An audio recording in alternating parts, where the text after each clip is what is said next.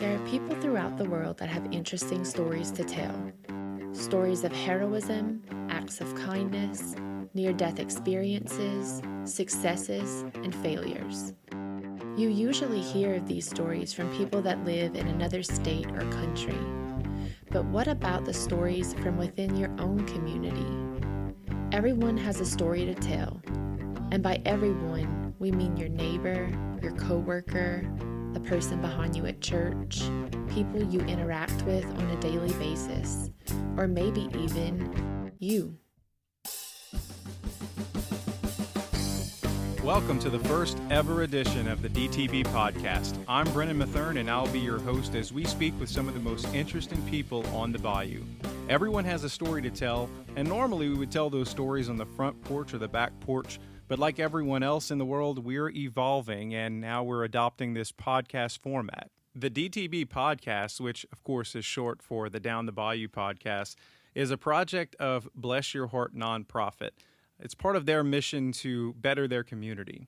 So on that note, our first guest of the DTB Podcast is the founder of Bless Your Heart nonprofit, Jeray Jambon Jarreau. Jeray, welcome to the podcast. Thanks for having me, Brennan.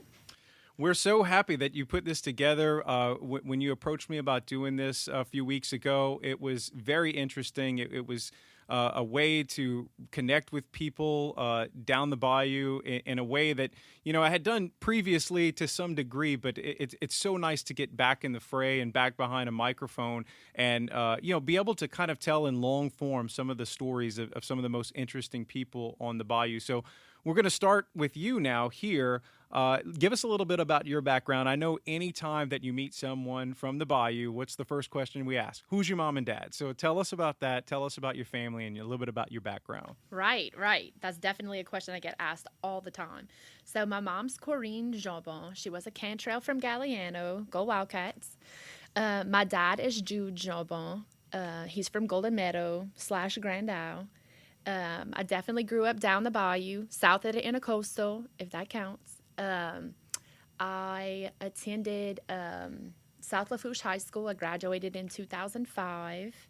I definitely identify as a bulldog because I grew up in La Rose, so have that going for me. So LCO Bulldog, South Lafourche, both fine schools. I went there myself. And then after that, you went to Nichols? Yeah, so after that, I went to Nichols State University. I kind of always wanted to be an attorney. When I graduated high school, Mr. Henry Lafont had given me a scholarship to attend Nichols, and that kind of sparked my interest in pre-law. They didn't really have a pre-law program at Nichols, so I majored in business administration, which definitely just taught me a whole lot about how the world works.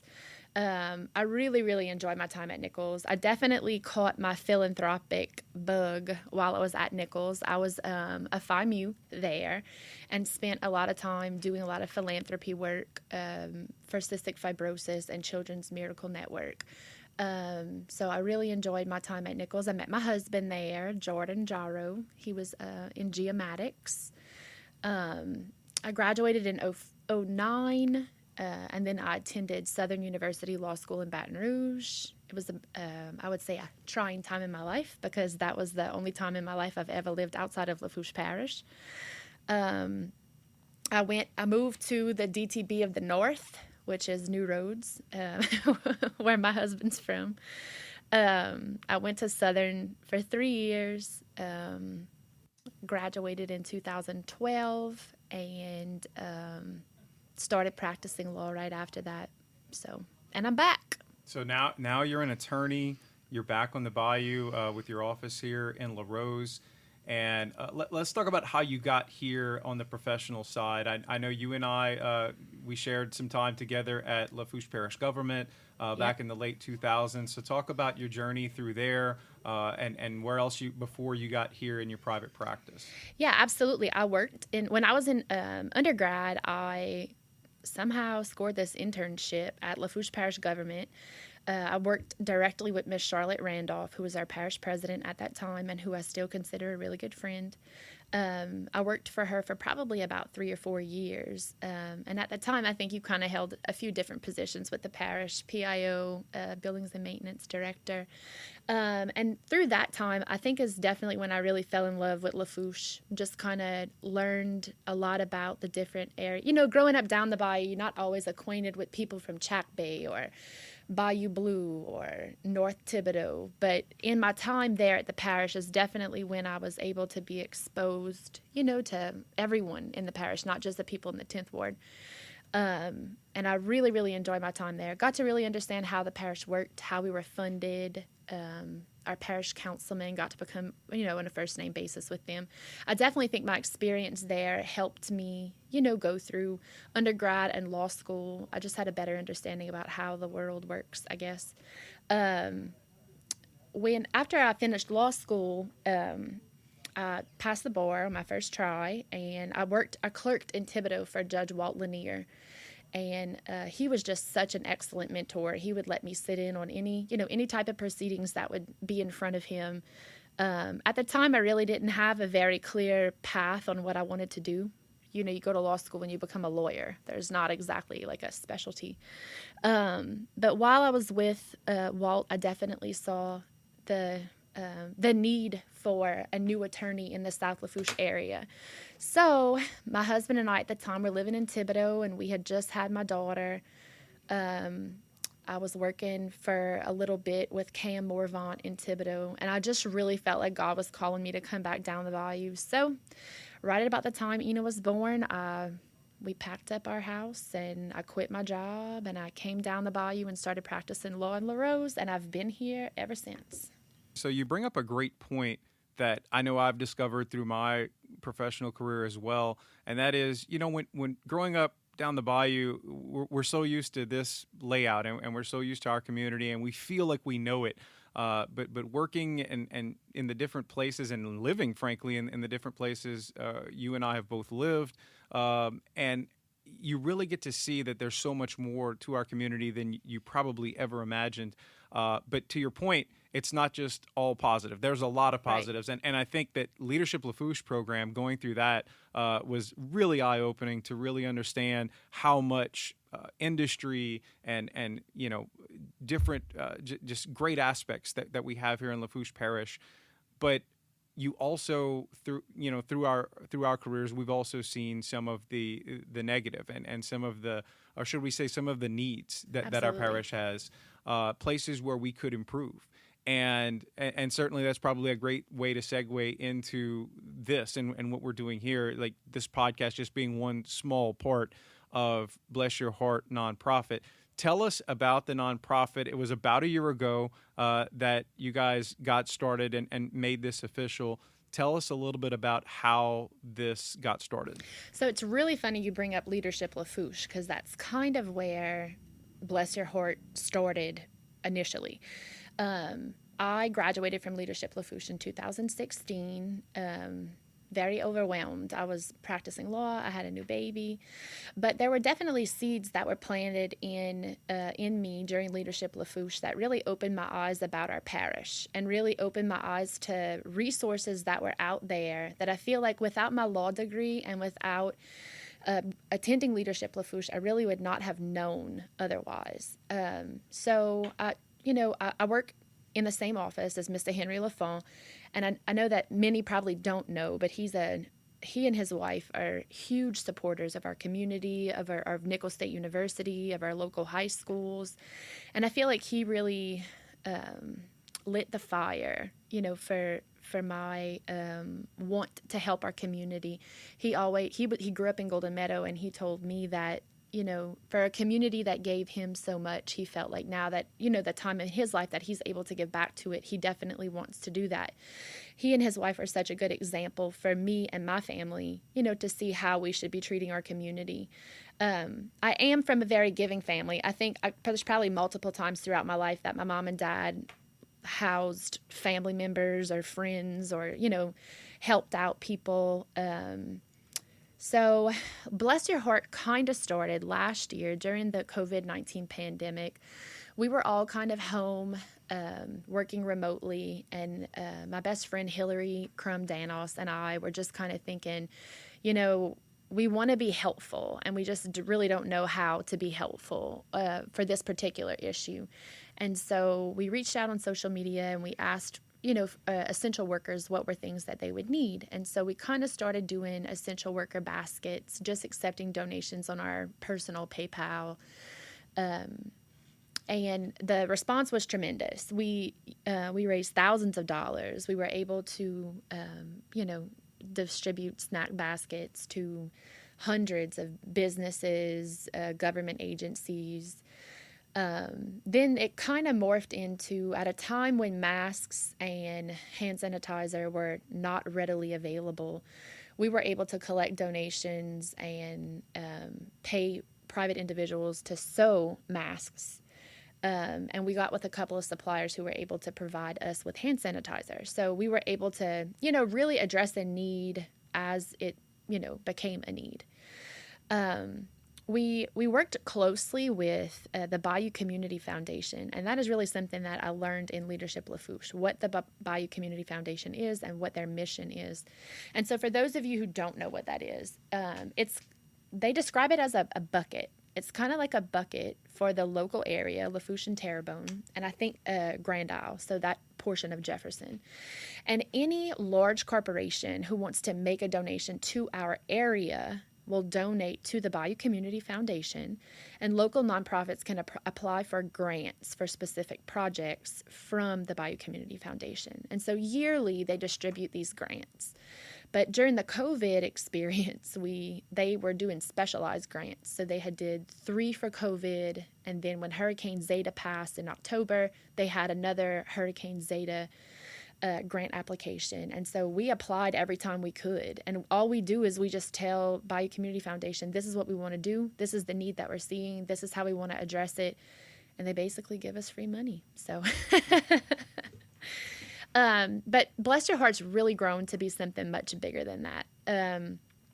We, like Mr. Henry, I just think that, I was raised in this community. Both of my parents were very blue-collar workers. My mom was a CNA. I mean, she was CNA for hospice. She would, visit patients, go bathe them. Not idyllic work at all. My dad worked offshore my entire life. My brother and I both just saw the hard work our parents did to get us to where, we are now. And we just feel like there's so many people in our community who do exactly the same thing. And if we can help them out in a time of need, we definitely want to. My professional career definitely opened up my eyes as to the needs in our community. I see a lot of poverty, a lot of abuse, a lot of substance abuse issues, hunger. I do a lot of juvenile work, so I get to see really the kids who need a lot of help. And while I can't broadcast their cases because they're private, I can just scream from the rooftops what needs are out there. And, it's hard to go to sleep at night knowing that there are children in our community who are hungry and who go to school dirty because their parents don't feed them. And I feel like if I can try to make a difference in their lives in some way, shape, or form, that's definitely what I wanted to do. So I got with some of our friends. Specifically, we developed a little board. It's myself, my brother Ross Jambon with Baker Hughes, Luke Newman with ECO, Hillary Crum with State Farm, and Chris Brantley with Crosby Energy. They kind of make up our board. I think we each kind of bring a little piece of the puzzle together. They are an excellent sounding board for us to, bounce our ideas off of. They each have their own expertise that they kind of bring to the table. And I'm so thankful that they take out of their time of their families and their jobs and their personal lives for Bless Your Heart. We really... Our goal is to really just better our community, better Lafourche, Terrebonne, Grand Isle, Jefferson, St. Mary, just wherever we can make an impact. That's definitely where we want to make an impact. So speaking of making impacts, since you guys have got started and you touched on a couple of the early efforts, but I know in recent months you've had some pretty significant fundraisers for a few causes. Can you talk about some of those? Sure. So we talked about the COVID-19 efforts that we had. We distributed about $10,000 worth of non-perishable foods around the time that Hurricane Zeta passed. We also just were able, and I honestly didn't even really keep count, but we had, I think, 3 different distribution days that the awesome people at Fire District Number 3 let us use their facility, and we were able to serve over 1,000 families, just providing them tarps, toiletries, non-perishable foods, toys, just really, anything that we can help them with, water, and that was around the beginning of November. We also partnered up with the United Methodist Church in Golden Meadow, and we hosted a drive-through Christmas party around Christmas time. A lot of kids were kind of robbed from their Christmas experience this year. They didn't get to really sit with Santa. So we had a Santa, and we also handed out $10,000 worth of non-perishables at that event. We were able to give to the community. People were still very hungry. We were seeing a lot at work and a lot in the community, long lines at food pantries. So we were able to distribute, food at that event. That was an excellent event. We were able to help just a couple of people with some, we had a local friend in our community who had a baby really, really early. He was a precious little preborn boy, and his name's Skylar. We were able to help his mama get him some supplies that he needed for him to come home safely. So we were thrilled about that. One of our bigger events this year was it just blew up. It was really just supposed to be a fundraiser for our friend Miles Terrebonne, who has cancer. It started off as just a jambalaya dinner, and it just blew up into this huge fundraising event, and we were just thrilled at the outcome that we had for that. I think initially we set goals of, 2,000, 4,000, 6,000, and it doubled, tripled, quadrupled. It got really, really, it was really successful.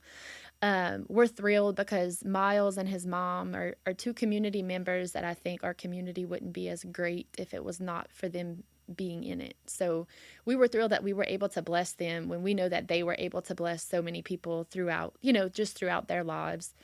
And then once again, we are faced with another tragedy, and we wanted to help. So we were called by our friends at Moran's Marina that all the families of the Sea Corps, the missing men from the Sea Corps Power, were housed in our community. And I really honestly didn't even realize that they were here in Lafourche Parish, and they needed things like socks and underwear and clothes. And, they heard about their loved one. They kind of just packed up and came here, just like phone chargers and stuff that you don't think to grab, I guess. So we, again, reached out to our partners in the community, and they overwhelmed us with donations. I feel like that event was such a good example, even though it is such a terrible tragedy, was such a great example of what Bless Your Heart is, because I've come to find that most people, if not all people, want to help, but most people don't know how to help. And so I feel like Bless Your Heart is able to provide people who want to help an ability to do so, whether it's through a financial contribution, donating their time, coming here at the office, packing snack baskets, or going through raffle items, or going run to Sam's for us, or, just I've had thousands of people reach out to me to help us in any way that we possibly can. They, offer to do anything that we need. And so I feel like that's exactly what Bless Your Heart represents. It's not me. It's not my board. It's really just the heart of our community, just doing what we know how to do, is, being good Christian people to each other. That's such a great point. Anytime I go to a national conference and I start talking about the community back home, I'm always quick to point out how generous our community is, especially when we start talking about critical incidents or emergencies such as hurricanes. I mean, I have story after story about, seeing not only, government or law enforcement officers, but just everyday people, just neighbors, willing to help out others when their own homes are damaged or in need, just because someone needs it more than them. And certainly through this organization, I'm sure that you're seeing that generosity firsthand in everything you do. And we'll come back to how people can get involved. I definitely want to touch on that. But let's talk for a minute about this podcast, the DTB Podcast. So, as I mentioned at the beginning, one other thing other than generosity that our community is known for is our storytelling. And, over the years, I mean, from the time you're a kid to, through your adult life, you hear any number of stories. At least 75% of them must be true, right? But and that's what we're going after. We're trying to find those true stories, but we've heard so many of them, or we've heard rumors, or we've heard versions of the stories before. But the bottom line is that our community is filled with some very interesting people with some very great stories to tell. And, as time goes on, not just the stories that we grew up with, but there's new stories being written right now. And that's what we're on the lookout for. We're trying to find those people. So talk a little bit about, how the idea for the podcast came along and how is it going to relate to the nonprofit, Bless Your Heart nonprofit. Absolutely. So I'm not going to lie, that DTB podcast was not my brainchild. It was definitely my brother's brainchild. I'm not too technologically inclined, but if we're going with this. I love the purpose and the goal of the DTB podcast, in that we are hoping that we can capture stories of ordinary people in our community. I love to hear, through my private practice, I get to sit and talk with people, and they don't know what legal problem they're coming into my office with. They have a story to tell me. And my secretaries even complain sometimes that I spend so much time talking to people, but I want to know, and they have such interesting stories. Like, you may find out that so-and-so's grandpa served in World War II and was a fighter jet pilot. That's amazing. Or, somebody that you went to high school with is operating on a national stage in Hollywood. We're not necessarily looking to feature famous people, but just ordinary people. We are ordinary people. And I feel like everybody, if we kind of poke hard enough, everybody has a story, something interesting. I've come to learn through practice that there is a lesson to be learned in every experience, good and bad. And I feel like the more that we're able to share with each other, the more perhaps we're able to learn from other people's mistakes or learn from their good example. So we are thrilled that we're given an opportunity to feature the people of our community who really represent the heart of Bless Your Heart and who help Bless Your Heart in its mission. So we're excited. And I know that we're going to I know we're working behind the scenes to line up some incredible guests, but I'm sure that we're taking suggestions as well. Maybe there's somebody that that has a great story that would be a great guest. So as this podcast continues and you hear some of the stories, it might jog your memory and make you think of someone that would be an outstanding guest on a podcast, so that we can hear their story and they can share it with everyone else.